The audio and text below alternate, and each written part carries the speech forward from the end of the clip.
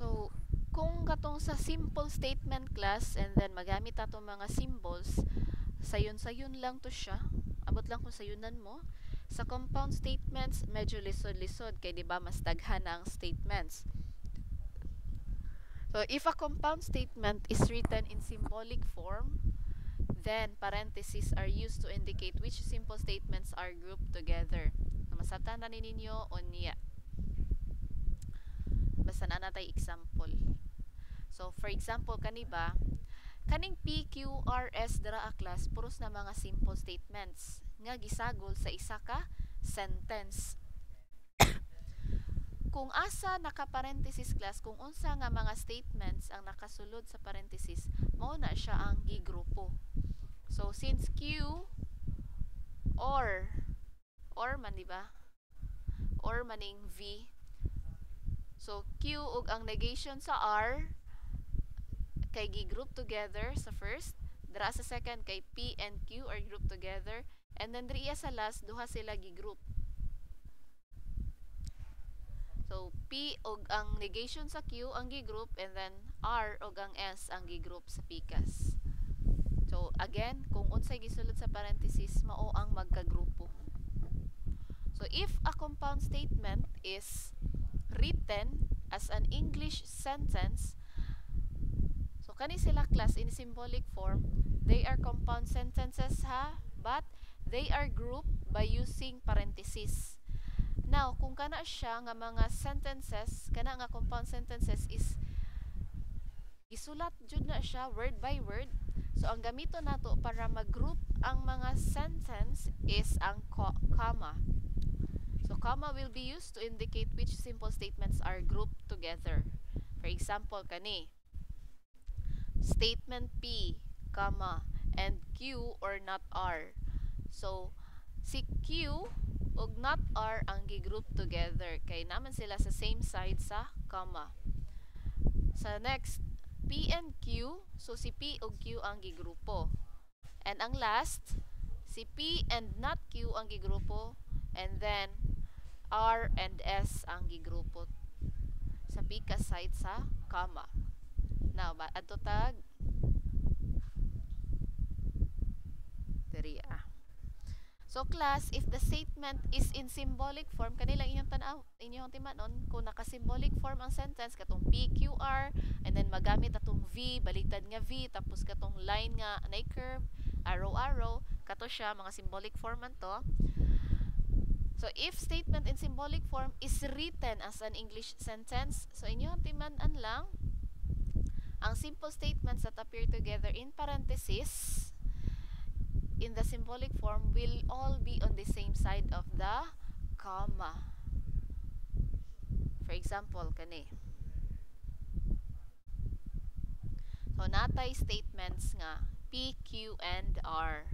Now, ansiri ni, write P and Q, then I arrow, tapos R as an English sentence. Diba? Mas lisod siya. Letter B. So, gikan from English sentence, ato ang isulat to symbolic form. So, sa letter A lang sa ato ang ansiran. So, unsa raman ang variable? P, Q, and R. So, P, you get a promotion. Q, you complete the training. R, you will receive a bonus. So, since walay negation, so copy-paste rataan eh. So, P, you get a promotion, and then kaninga symbol, baliktad nga V, and. So, you get a promotion and you complete the training. Ay, naman day arrow. So, ang answer day ani, dapat mauna si if.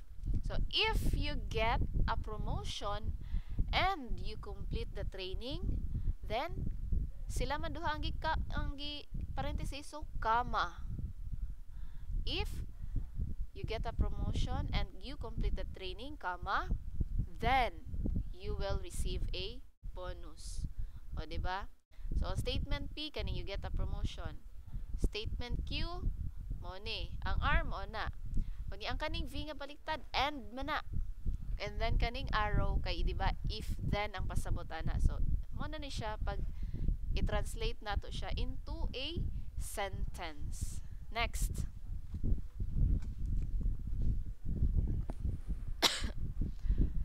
So sa letter B, so kani, no?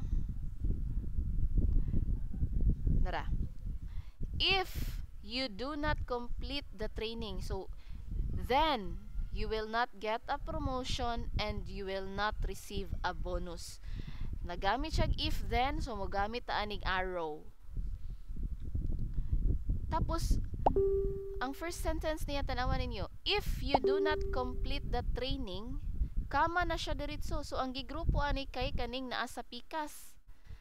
So if you do not complete the training, no? So Q, but the negation of Q. So bantog ra naa siya'y dara.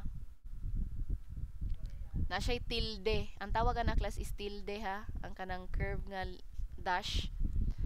So if you do not complete the training, then you will not get a promotion and you will not receive a bonus. So puros negation. So if then, so latag arrow dara Ang if, ang left side sa arrow, mao na siya ang first nga sentence. And since gibulag ning sa then, diraan na nato siya sa pikas arrow isulat. Sa pikas sa arrow. So negation of Q, arrow, then igrupo nato ng duha kay nag-uban man na sila. So negation of P and negation of R. So mao na siya ang answer. Next. So this is the truth value of a conjunction. So i-explain na lang nako ha, dili na lang nako na siya ikuan. Timan-in ninyo, truth value of a conjunction. Kato ganing magamit og and.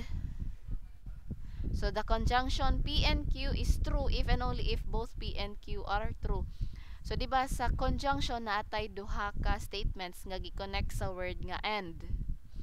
So ang first nga statement is ang P, ang second statement is Q.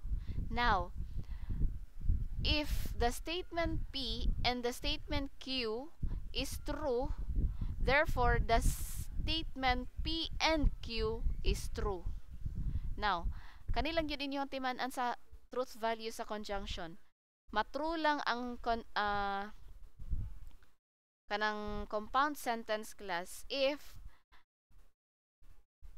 ang duha ka sentences kay true. Now, if the P is true and Q is false, false na na ang P and Q. Same with if P is false and Q is true, false na na diretso.